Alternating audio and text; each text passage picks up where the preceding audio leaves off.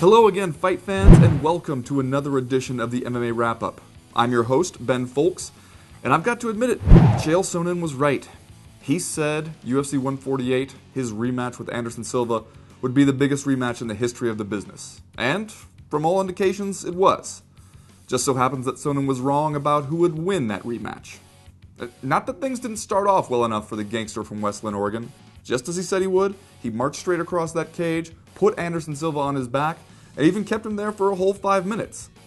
Then Silva decided he'd had enough of that nonsense and resolved to go all Malcolm X and get the win by any means necessary. Now I know there's bound to be some griping this week about Silva's borderline knee strike and especially his use of the old shorts grab to aid his stand-up attack. And yes, technically you're not supposed to go yanking on another man's shorts during an MMA bout, as tempting as it is to do. And maybe this is why the ancient Greeks used to do this stuff naked.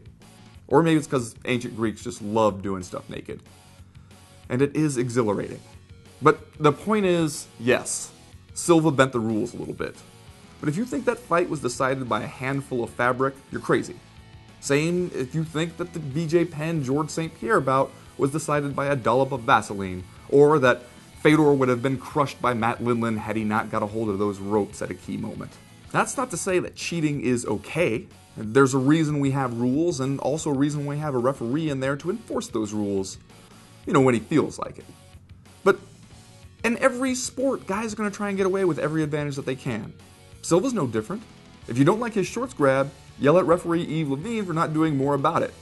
Just like if you don't like Chael Sonnen's use of testosterone replacement therapy in the lead-up to this bout, yell at the Nevada State Athletic Commission for giving him permission to do it. If you really want to find a reason to attack Silva's legacy or accuse him of being overrated, I guess a shorts grab or 3 is as good a justification as any.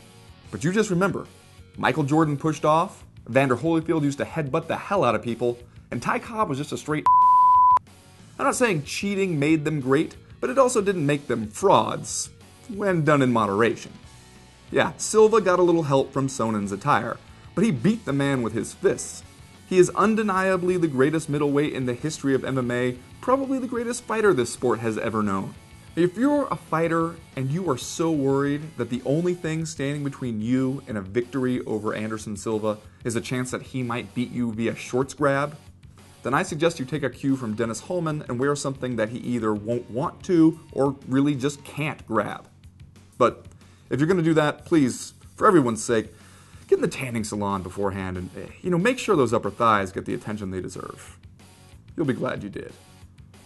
Well, that's it for me, fight fans. This is Ben Fowlkes for MMAfighting.com signing off and saying, for a guy who was purposely being a jerk, Forrest Griffin did a pretty good job of interviewing Tito Ortiz. Now never ever do it again.